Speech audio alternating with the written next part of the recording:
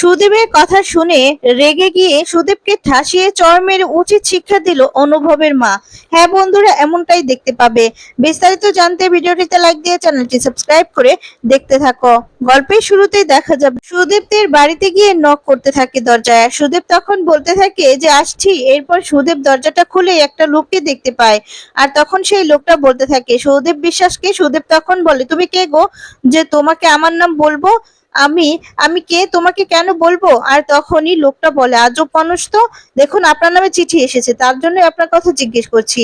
আপনি এখানে সই করে চিঠিটা নিন। তখন সুদেব বলে আমার নামে চিঠি এসেছে মানে? আর আমি সই বা কেন করব? আমি কোনো চিঠি টিঠি নিব না, বুঝতে পেরেছো? আর তখনই সুদেবের মা আর দীপা তাকিয়ে থাকে। এরপর সুদেবের মা বলতে থাকে কি হয়েছে রে সুদেব? এরপর বলে দেখো না মা, আমার নামে কি চিঠি এসেছে, আবার নাকি আমাকে সই করতে হবে। আমি সই করব না, আমি চিঠি নেব না। তখন লোকটা বলে দেখুন, আপনি যদি চিঠিটা না নেন না, তাহলে কিন্তু আপনার সমস্যা হবে। আর আপনাকে ওই উকিল চিঠিটা পাঠিয়েছে। আপনি যদি এখন চিঠিটা না নেন তাহলেই কিন্তু পুলিশে ঝামেলা হতে পারে। এরপর সুদেবের মাকে বলে মা দেখেছো, আমাকে পুলিশের ঝামেলার কথা বলছে। এই চিঠিটা না নিলে নাকি পুলিশের ঝামেলা হবে। সুদেবের মা তখন বলছে কি চিঠিতে মানে কি আছে তাও তো দেখতে হবে, তুই বরঞ্চ নিয়ে নে। আর তখনই বলতে থাকে হ্যাঁ রে ছোটদা ভাই, তুই এতটা ভীতু যে আমি সেটা বুঝতে পারছি না। তুই কি চিঠিটা নিবি? তোর নামে একটা চিঠি এসেছে, তুই যদি চিঠিটা না নিস, না পড়িস, তাহলে কি করে বুঝবি যে কে চিঠিটা পাঠিয়েছে? তখন সুদীপের মা বলে যে কে, মানে জানতে কি আর বাকি আছে যে কে চিঠিটা পাঠিয়েছে? ওই অলক্ষী অলক্ষী মেয়েটা নিশ্চয়ই কোনো কোনো চিঠি পাঠিয়েছে। আর তখন বলতে থাকে আমি জানি তো। এরপর সুদেব সেখানে সইটা করে চিঠিটা নিয়ে নেয়। এরপর সুদেব চিঠিটা পড়ে বলতে থাকে মা, এটা তো দেখছি ইংরেজিতে চিঠি গো, আবার লাজুর সই। লাজু আমাকে ইংরেজিতে চিঠি পাঠিয়ে নিজেকে খুব বড় কিছু মনে করছে, তাই না? আর তখনই সুদেবের মা বলতে থাকে দীপা, তুই চিঠিটা পড় না, কি লিখেছে দেখ তো। তোর তো আবার ওই ছোট বৌদির জন্য জীবনটা বেরিয়ে যায়, তাই না? তখন দীপা বলে শোনো মা, আমি আমার পড়ালেখা না নিজের টাকায় করি, কারোর টাকায় করি না। তারপর দীপা চিঠিটা নিয়ে পরে বলতে থাকে যে তোকে ছোট বৌদি ডিভোর্স লেটার পাঠিয়েছে দাদাভাই।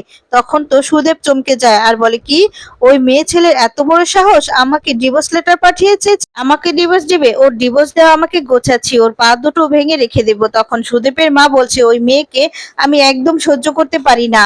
আর তখন বলে ডিভোর্স লেটার পাঠাবে না কি করবে বলতো? তোর নামে যে পুলিশ কেস করেনি, এটাই তো এটাই তো তোদের কপাল। ও তোরা তিনজন মিলে ছোট বৌদিকে আটকে রেখেছিলি। আর আর তুই আবার কি আশা করিস বলতো? আর তখন সুদেব বলে দীপা একদম কথা বলবি না, একদম চুপ করে থাকবি। আর তখনই সুদেবের মা বলতে থাকে আমরা কি করেছি? গ্রামের মোড়লেরই তো মানে এই সমস্ত বলেছিল। আর আমাদের পুলিশে ধরিয়ে নিয়ে যাও কি এত সহজ নাকি? সবাই আমাদের হয়ে কথা বলবে না? গ্রামের সবাই আমাদের হয়ে কথা বলবে। শোন সুদীপ, মেয়ে ছেলেকে এই বাড়িতে আনার ব্যবস্থা কর। ও ছাড়া আর কি? দরকার হলে ও মানে আমরা ওকে ছেড়ে দিব। ও ছাড়ার কে? ও আমাদেরকে ছাড়বে, কিন্তু ও ছাড়তে পারবে না। সুদীপ তখন বলে দেখো না এবার আমরা কি করি। অন্যদিকে দেখা যাবে লাজু পড়াশোনা করছে। তখনই তো ফোন করে অনুভব। আর তখন অনুভব যখন লাজু ফোনটা রিসিভ করে, অনুভব বলতে থাকে কি করছো? আর তখনই লাজু বলতে থাকে কেন, তোমার তাতে কি দরকার? তখন অনুভব বলতে থাকে বলোই না, তোমাদের তো ক্লাস শেষ, হোস্টেলে চলে গেছো। আর তখন লাজু বলে না আমি পড়াশোনা করছি। অনুভব তখন বলে এখন আবার কিসে পড়াশোনা? এরপর লাজু বলে তা দিয়ে তো তোমার কোনো দরকার নেই, আমার পড়ালেখা আছে, তুমি ফোনটা রাখো না, কেন সময় নষ্ট করছো? আর তখন অনুভব বলে যে তোমার সঙ্গে না একটু একটু কথা বলতে চাই। আর তোমার কি কথা, 10 মিনিট কথা বললে তোমার সমস্যা হবে? লাজু তখন বলে বাজে কথা বলে না, এমনিতেই তো 10 মিনিট সময় করে মানে শেষ করে দিয়েছো। তখন বলে একটু বাইরে আসো না, তোমাকে দেখবো। তখন লাজু বলে কি বলছো তুমি, তুমি কি এখানেই আছো নাকি? তখন অনুভব বলে হ্যাঁ, ক্লাস মিটিং আছে, যাচ্ছিলাম। যখন তোমার সাথে একটু দেখা করে যাই, তুমি আসবে নাকি আমি চলে আসবো? লাজু তখন বলে না না আমি আসছি। এই বলে লাজু বাইরে আসে। অনুভব তখন ওদিকে মনে মনে বলে লাজু, তোমার জন্য আমার জীবনটাই চলে যাচ্ছে। তোমাকে এতটাই ভালোবেসে ফেলেছি যে তোমাকে নিজের করে পেতে খুব ইচ্ছে করছে। কবে যে আমার বউ হবে, কবে যে আমরা দুজন একসঙ্গে থাকবো। প্লিজ লাজু সবকিছু তাড়াতাড়ি করো না। তারপরে দেখা যাবে লাজু আসে। আর লাজু এসে বলতে থাকে কি বলবে বলো। এরপর বলে তোমাকে খুব দেখতে ইচ্ছে করেছে তাই এসেছি। আর তখনই বলতে থাকি ঠিক আছে, লাজুকে দেখা শেষ, এবার আমি যাই। আমার না পড়া আছে স্যার, আমার জন্য বই এনেছে, সেগুলো সব নোট করে আমাকে রাখতে হবে, আজকের মধ্যেই কাজগুলো শেষ করতে হবে। তখন অনুভব বলে, দাঁড়াও না লাজু, এরকমটা কেন করছো? আমি জানি তো তোমারও ইচ্ছে করছে আমার সঙ্গে লং ড্রাইভে কোথাও যেতে, তাই না? তখন লাজু বলে, দ্যাট কি সব আজে বাজে কথা বলছো, আমি চলে যাচ্ছি। এরপর অনুভব লাজুর হাতটা ধরে বলতে থাকে যে না, কোথাও যাবে না তুমি, দাঁড়াও না একটু। আর তখন লাজু বলতে থাকে, কি বলবে না বলো না তুমি। তখন অনুভব বলতে থাকে, আচ্ছা ঠিক আছে, তোমার পড়াশোনা নষ্ট করে দিলাম তাই না, সেই জন্য রাগ করেছো? তখন লাজু বলে, না রাগ করিনি, এবার আমি যাই, আর দেখা তো হয়ে গেছে। এই বলে লাজু চলে গেলে অনুভব তখন বলতে থাকে, লাজু তুমি আমার জীবনটাকে পুরো অন্যরকম করে দিয়েছো, তোমার এই দুষ্টু মিষ্টি হাসি, তোমার এই বোকা বোকা কথা সবকিছু যেন আমার বড্ড ভালো লাগে, বড্ড ভালো লাগে। এই বলে অনুভব সেখান থেকে চলে যায়। তারপর লাজু মনে মনে হাসে আর বলে, কি করে বলবো যে এই লোকটাকে ছাড়া যে আমি কিছুই ভাবতে পারছি না, এই লোকটাকে আমি এতটাই ভালোবেসে ফেলেছি, আমার মনের মধ্যে শুধু এই লোকটাই আছে। ঠিক তখনই সেখানে সুদেব চলে আসে, লাজুর হাতটা চেপে ধরে আর বলে, কি করছো, ছাড়ো, এখানে তুমি কি করছো? তোমার না এখানে আসে বারণ, কেন এসেছো তুমি এখানে? সুদীপ তখন বলে, কেন, আমাকে বারণ করার কে? আমি আসবো, আমি 1000 বার আসবো।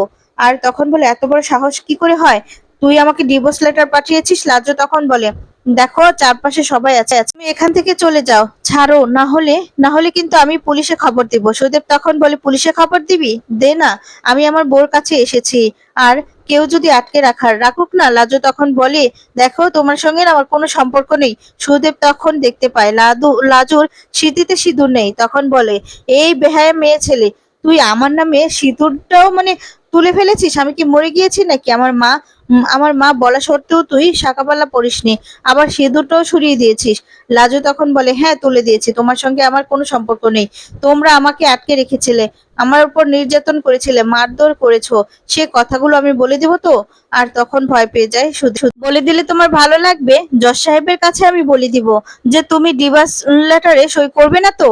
আর তখন বলে, তুমি সারাক্ষণ ঝগড়া করো, না হলে তোমার খবর আছে, আমি তোমার নামে পুলিশ কেস করব। তখনই সুদেব বলতে থাকে, তোর এত বড় সাহস, এত বড় সাহস তোর, তুই এক্ষুনি চল, এক্ষুনি চল, তুই আমার সঙ্গে বাড়ি যাবি।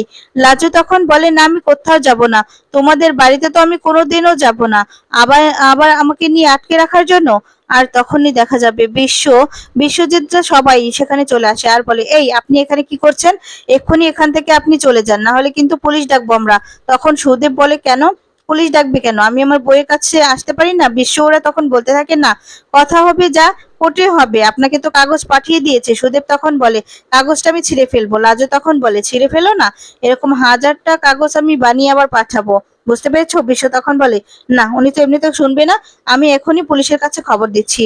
আর তখনই দেখা যাবে যে সুদেব গিয়ে বনলতাকে কাগজটা দেখায় আর বলতে থাকে যে, এখন আমি কি করব দিদিমণি? আর তখন বলে, সেম ভাবে আমাকেও এভাবে উকিল কাগজ পাঠিয়েছিল, আমি জানতাম দুজন জোট বেঁধে নিয়েছে।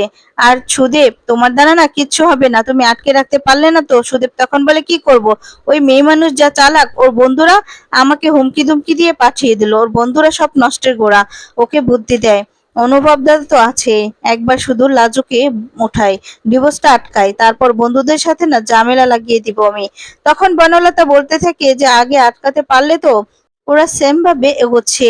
আর তখন বলতে থাকে সুদেব যে, টিচার দিদিমণি একটা বুদ্ধি দাও না, তুমি এবার যা বলবে আমি তাই শুনবো। বনলতা তখন বলে, একজনই এই সমস্ত কিছু আটকাতে পারে, অনুভবের মা, সেও চায় না যে লাজু অনুভবের জীবনে আসুক, তুমি তার কানে একবার তুলে দিতে পারলেই হলো যে লাজু তোমাকে ডিভোর্স লেটার পাঠিয়েছে, ব্যাস হয়ে গেল।